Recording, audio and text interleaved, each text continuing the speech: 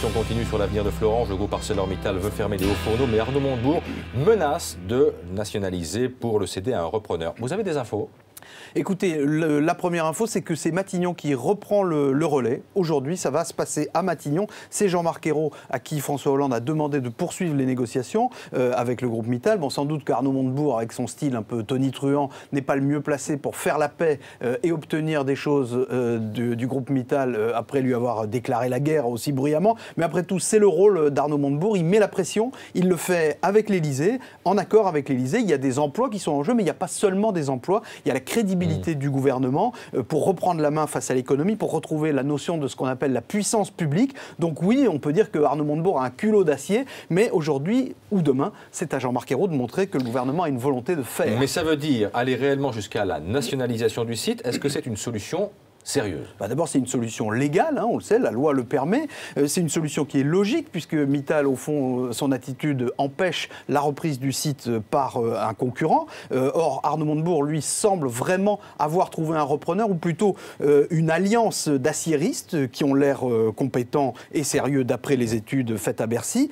Donc, au fond, c'est non seulement une solution logique et légale, mais c'est la seule solution pour assurer la viabilité du site.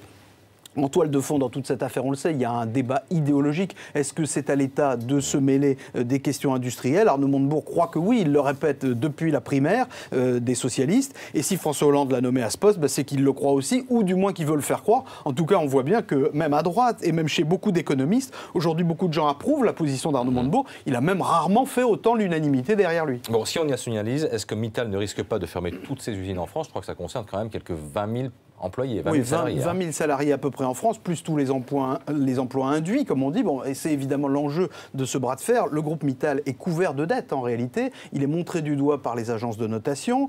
Son cours de bourse est en chute libre. Au fond, on peut considérer qu'il augmenterait ses difficultés en fermant d'autres sites en France que Florange, des sites qui, eux, sont rentables. La France, de son côté, n'a pas l'intention de lui faire de cadeaux. Le groupe Mittal, c'est un groupe qui n'a tenu aucune de ses promesses en termes d'investissement et d'emploi depuis qu'il est installé en France, avec notamment, tout le monde s'en souvient, la fermeture de l'acierie de Gandrange, qu'il avait racheté pour 1 franc symbolique et qu'il a fermé 10 ans après, malgré les promesses de Nicolas Sarkozy. Mais est-ce que l'État a les moyens de cette opération alors qu'on fait des économies partout? Alors vous savez, tout dépend du prix qui sera fixé. Ce prix n'est pas fixé par l'État, il est fixé par une commission de magistrats indépendants. C'est la jurisprudence du Conseil constitutionnel. À Bercy, on parle d'une fourchette qui pourrait aller de 50 à 300 millions d'euros. Mais évidemment, si le site est revendu aussitôt à un repreneur, ça pourrait être une opération blanche. Le texte d'Arnaud Montebourg, on me l'a répété hier à Bercy, il est prêt à être signé dès samedi soir ou dimanche, c'est-à-dire immédiatement après l'ultimatum qui a été fixé. Ce serait aussi une façon de faire oublier que François Hollande avait promis pendant la présidentielle une loi qui obligerait les patrons, les industriels qui veulent fermer des sites à les céder pour permettre d'éventuelles reprises. Ça, c'est une loi qu'on attend toujours. Bon, en tout cas, l'argent des contribuables dans cette affaire, on pourrait considérer qu'il serait mieux employé pour sauver des ouvriers en Lorraine que, par exemple, pour financer des votes internes à l'UMP. Je vous rappelle que les partis politiques sont financés eux aussi avec l'argent public.